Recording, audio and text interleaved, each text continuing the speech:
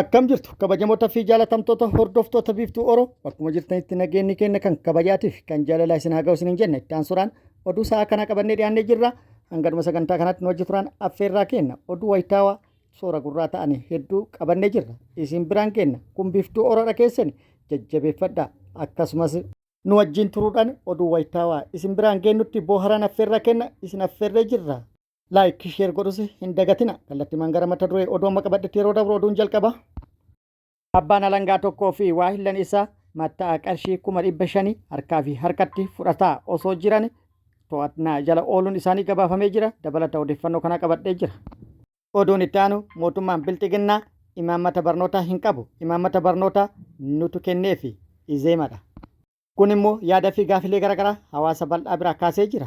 Dhaabni siyaasaa uummanni hin filatin tokko akkamitti sadarkaa ministeerummaatti aangoon kennamaaf tajaajilli inni hawaasaaf yookaan uummataaf kennu kan akkam ta'a jechuudhaan gaafii kan kaasan uummata bal'aadha isin biraan kenna. Oduun itti aanu oduu oolmaa Oromiyaati. Oduu oolmaa Oromiyaatti lolli loltoota mootummaatti waraana bilisummaa Oromoo gidduutti zoonilee Oromiyaa garaagaraa keessatti gaggeeffamaa jiru akkuma itti fufeetti jira. Lola bakkoota garaagaraatti loltoota mootummaatti waraana bilisummaa Oromoo gidduutti gaggeeffamaa ture irratti waraanni bilisummaa Oromoo injifannoo gurguddaa argadhe jedhee jira. Loltoota mootummaa hedduu hojiin ala taasisuun hedduu booji'uun meeshaalee waraanaa hedduu hiikkatuun injifannoo argadhe yoo jedhu mootummaan gama isaati. Opereeshinii waraana bilisummaa Oromoo balleessuu guutuu Oromiyaa keessatti gaggeessaa jiraachuu beeksise. Opereeshinii gaggeessaa jiruunis miseensonni waraana bilisummaa Oromoo hedduun harka kennatan jedhee jira. Dabalata odeeffannoo kanaa isin hin kennu. Guutuu odeeffannoo kanneeniitiif kan biroo wajjin isin wajjin kan turu ani Bariisoo Ganamooti. Guutuun oduu wal duraa duubana akka itti aanu kanatti isiniif dhiyaata. Abbaan alangaa tokkoo fi waahillan isa matta'aa qarshii 500,000 fudhataa osoo jiran harkaa fi harkatti qabamuun gabaafamee jira. Abbaan alangaa ministeera haqaatti ramaddii dhimma abbaa alangaa kan hojjetaa turan akkasumas namoonni isaaf tumsaa turan abbaa dhimmaa tokko irra qarshii miliyoona 1 fudhachuuf osoo walii galan akkasumas walakkaa miliyoonaa kan ta'u fudhatanii nagahee harkatti galfachuuf otoo jedhan harkaa fi harkatti qabamuun isaanii himamee jira. Akkasumas himannaan irratti banamee jiraachuu waajjirri ministeeraa kun beeksisee jira. Akka ibsa ministeera haqaatti namoonni kun abbaa dhimmaa himanni isaa qoratamaa jiru. Himatni yakka akkasirratti hin banamne taasifna jechuudhaan qarshii miliyoona 1 nuuf kaffali jechuun matta'aa irraa gaafatanii turan. Kana booda dhimmichi ministeera haqaa erga beeksifamee booda poolisii waliin ta'uudhaan hordofamaa ture. Kanaanis guyyaa gaafa 3/25/2025 maatiin himatamaa kun qarshii 500,000 yeroodhaaf nama to'annaa jala hin oolle kan tumsa yakka kanaa keessaa harka qabuu fi dabarsanii nagahee qarshii ittiin galchan kana osoo kennan qaamota nageenyaatiin qabamanii jiru. Oduun itti aanu kun oduu gaddaatti balaa konkolaataa Harargee Bahaa aanaa Qarsatti dhaqqabeen miidhaan qaamaa fi lubbuu namoota hedduurratti dhaqqabuun gabaafamee jira. Guyyaa kaleessaa gara waaree boodatti konkolaataan garagaluun balaa mudateen namoonni 6 battalumatti lubbuu yoo dhaban namoonni hedduu irratti immoo miidhaan akka dhaqqabe odeeffannoon gama sirraa baatee ibsitee jirti. Namoota miidhaan qaamaa irratti dhaqqabes gara hospitaalaa erga geessanii booda namoonni hedduu lubbuu dhabuu himamee jira. Bara kana balaan konkolaataa akkaan hammaatee jira. Kan Itoophiyaa immoo adduma konkolaachistoonni of eeggannoo barbaachisaa ta'e taasisuudhaan lubbuu namaa eegaa. Dhaabdi siyaasaa Izeemaa jechuudhaan of waamu imaammata mootummaa osoo hin taane imaammata mataa isaa yookaan kan dhaaba isaa karaa ministeera barnootaatiin hojiirraa oolchaa turuu ibsee jira. ብልጽግና ሲመሰረት የትምህርት ፖሊሲ ሲጀመር ነበረው ወይ ከሚል ጀምረህ ኮምፔር ማድረግ ትችላለህ። አንድ በግልጽ ስንናገር የነበረው እስከዛሬ ፕራውድሊ ስንናገር የነበረው ኢንተርቬንሽን ኖሮብን አያውቅም። ለትምህርት ሚኒስቴር በመንሰራው ስራ ያመንበትን ሚኒስቴሩ ያመኑበትን ሲሰሩ ነው የቆዩት። ኢብሳ ባሴ ከና ኢራቲ ሞቱማን ብልጥግና ኢማመተ በርኖታ ሂንቀቡ ኢማመተ በርኖታ ካን ሆጅራ ኦሌ አማሲ ኢtti hojjetamaa jiru imaamata barnoota paartii Izeemati jechuudhaan ibsa kennee jira. Ibsi miseensa Izeemaa gaazexeessitootaaf kenne kun qaamota garaagaraa biraa yaada fi gaafilee garaagaraa kaasee jira. Hayyoonni fi hawaasni bal'aan ibsa inni baasee kanarratti hundaa'uudhaan yaada kennaniin imaamata barnoota imaamata Izeemaa akka ta'e beeknee turre. Akkasuma isaanis nu mirkaneessanii jiru. Imaammanni kun immoo imaamata imaammata ilmaan hiyyeessaa barnootaan ala taasisuun biyyattii dhaloota barnootaan ala ta'e dhaalchisuudhaaf hojjetamaa jiru akka ta'e nuu galee jira. Gochaanis barataa 100 keessaa barataa 3 dabarsuun barataa 100 keessaa barataa 5 dabarsuun nu agarsiisanii jiru. Kun immoo gocha diinummaati. Gocha biyya misoomsu osoo hin taane gocha dhaloota doomsee dhaloota kuffisee biyya hiyyoomsu. Kana hojjetaa jiraachuu irra deebi'u nu himuun isaan immoo waan tokko kan jedhan hedduu yoo ta'an hojii fi kufaatti ilmaan hiyyeessaa irratti raawwatan akka waan hojii dansaa hojjetaniititti ittiin boonna jechuudhaan of ibsaa jiru. Ittiin boonna ka jedhan damee barnootaatiin bu'aan galmeessan hin jiru garuu ilmaan hiyyeessaa kuffisuu akka hojii gaariitti ilaaluudhaan kun immoo galma isaanii ta'uu nu mirkaneessanii jiru jechuudhaan kan dubbatan hedduudha. Qaamonni garee biroo kan yaada wal fakkaataa qaban immoo yaada kennaniin mootummaan bilxiginnaa dogongora hojjetee jira. Dogongora hojjetuun isaa dhaaba uummanni hin filatin gara aangoo fiduun dogongora. Gara aangoo eega fidellee dhaaba uummanni hin filatin aangoo ol'aanaa yookaan immoo ministeerummaa kennuuniif baay'ee dogongora. Dhaaba uummanni hin filatin tokkoof aangoo ministeerummaa kennuun kan ta'uu qabuu miti. Ta'uu qabullee hin turre.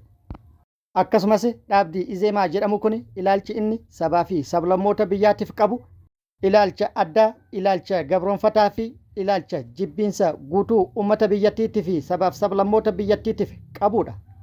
Paartiin yookaan dhaabdi kun ilaalcha faallaa sirna dimokiraasii paartii gaggeessudha. Paartii jibbiinsa sabaa fi sablammoota biyyattiitiif qabuu fi sirna ol'aantummaa saba tokko leellisu sagalee uummataatiin alatti uummata matarra kaa'uun badiin isaa kan raawwatamaa turee fi kana boodas badii hedduu raawwatu kan danda'u ta'u badii kana booda raawwatamuu danda'u akkasumas badii raawwatamaa ture akka itti fufu taasisuun waan hin eeggamnee fi furmaata itti taasisuun yookaan itti godhuun barbaachisaadha jechuudhaan hedduu yaada kennanii jiru. Oduun itti aanu lixa Oromiyaa godina Wallagga Bahaatti aanaalee garaagaraa keessatti rakkoon nageenyaa akkaan hammaachaa dhufu jiraattonni himanii jiru. Rakkoo nageenyaa aanaalee garaagaraa keessatti hammaatee itti fufe kanaan jiraattonni qe'ee isaanii irraa buqqa'uudhaan rakkoo hamaaf saaxilamuu jiraattonni himanii jiru. Hunda caalaa ji'oota 5 darban kana rakkoon nageenyaa godina Wallagga Bahaa aanaa Kiramuu akkaan hammaatu jiraattonni himanii jiru. Tibban ammoo haala adda ta'een haleellaan hidhattoonni finxaalessaa uummata irratti raawwatan miidhaa guddaa dhaqqabsiisuu fi lubbuu namoota hedduu galaafate qabeenya hedduu saamame qabeenyi hedduun barbadaa'u jiraattonni himanii jiru. Obbo Allebaachoo Wayyeessaa aangawaa aanaa Kiramuu yoo ta'an rakkoo nageenyaa hidhattootaan mudateera jechuudhaan dubbatanii jiru. Rakkoo nageenyaa mudate kanaanis jiraattonni hedduu qe'ee irraa buqqa'uu kan himan yoo ta'u yoo xiqqaate jiraattonni 1,000 ol tibbana buqqa'uu himee jira.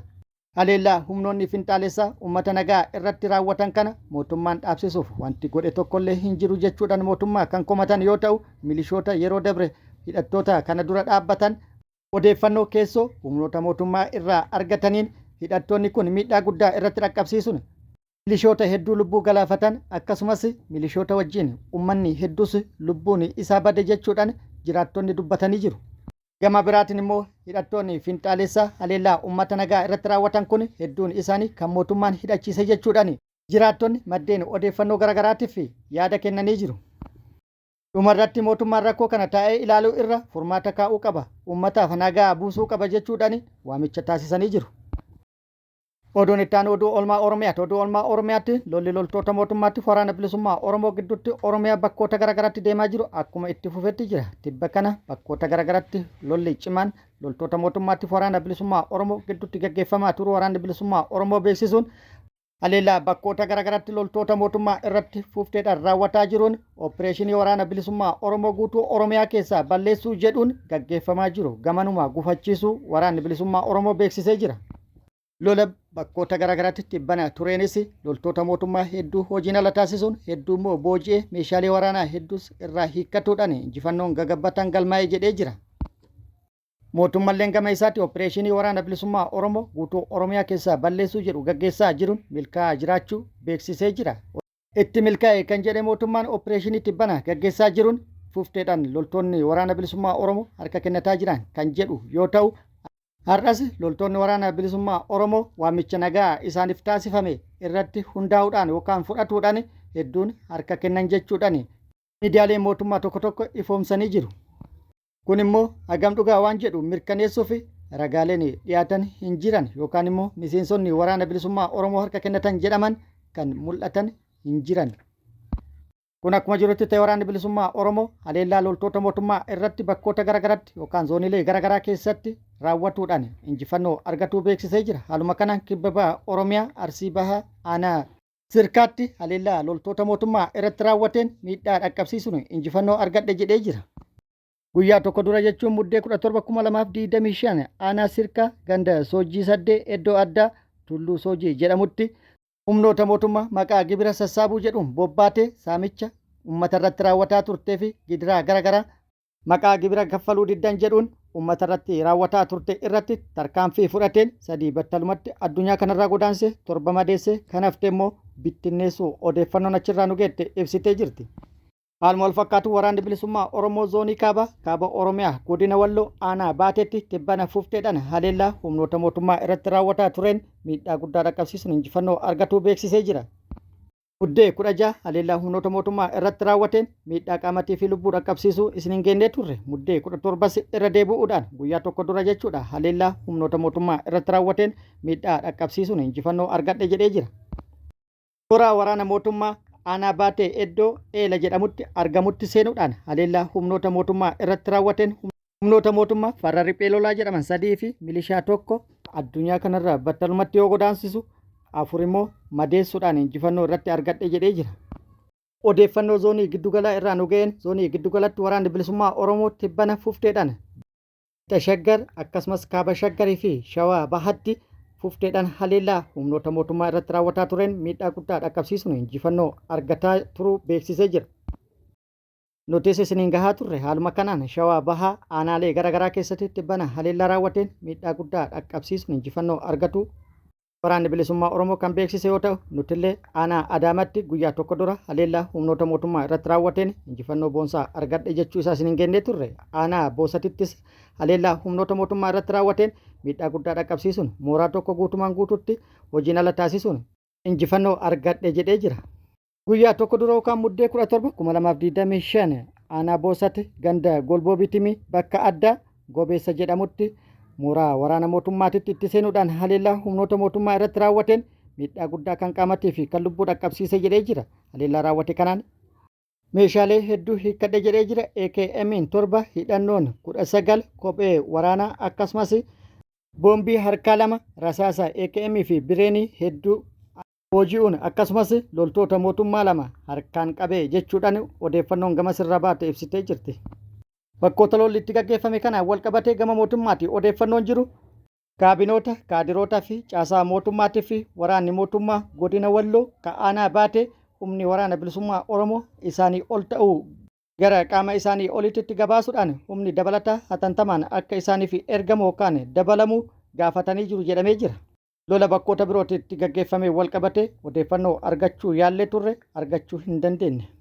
Gama biraatiin immoo mootummaan opereeshinii waraana bilisummaa Oromoo balleessuuf guutuu Oromiyaa keessatti gaggeessaa jiru cimsee itti fufuu beeksisee jira. Opereeshinii gaggeessaa jiruunis Gujiitti yookaan immoo Gujii Lixaa fi Oromiyaa bakkoota garaagaraa irraa miseensonni waraana bilisummaa Oromoo waamichi isaanii taasifame fudhatuudhaan gara mootummaatti harka kennatan jedhee jira. Ragaan dhiyaate hin jiru. Mootummaan yeroo hedduu irra deddeebi'uun miseensonni waraana bilisummaa Oromoo bakkoota garaagaraatti harka kennatan jedhee yoo gabaasu waraanni bilisummaa Oromoo immoo warroonni harka kennatan kun kama mootummaan ijaaree waraana bilisummaa Oromootti fakkeessuun bobbaasee fi akkasumas shiftoota maqaa waraana bilisummaa Oromoo dahoo godhatuudhaan waraana bilisummaa Oromootti fakkaatuudhaan Oromiyaa bakkoota garaagaraatti saamichaaf dararaa uummata irratti raawwataa turanii erga saamicha quufanii booda mootummaatti harka kennatan jechuudhaan irra deddeebi'uudhaan waraanni bilisummaa Oromoo deebii kennaa turee jira. Kan ammaa kanaaf immoo deebiin hanga ammaatitti kenne hin jiru. Yeroo itti aanutti waraanni bilisummaa Oromoo maal akka jedhu qabannee kan dhufnu ta'a. Of duratti kan dhageenyu ta'a. Ammaa fi hanga ammaatti waan inni jedhe hin jiru. Kama ofii leenjisanii bobbaafatan deebisanii galchuudhaan kumaan baay'ifatinnu jechuudhaan qaamonni yaadanuu kennanillee jiru. Kabajamoota fi jaalatamtoota hordoftoota biiftuu Oromoo oduu namaaf qabadde kana hanga ammaa kana guutuu oduu wajjin isin wajjin kan ture ani Bariisoo Ganamooti hanga yeroo itti aanutti deebinee wal agarrutti nageenyi Rabbi isiniif haa baay'atu. Nagatti nu turaan immoo hawwii kennaa nagatti nu tura.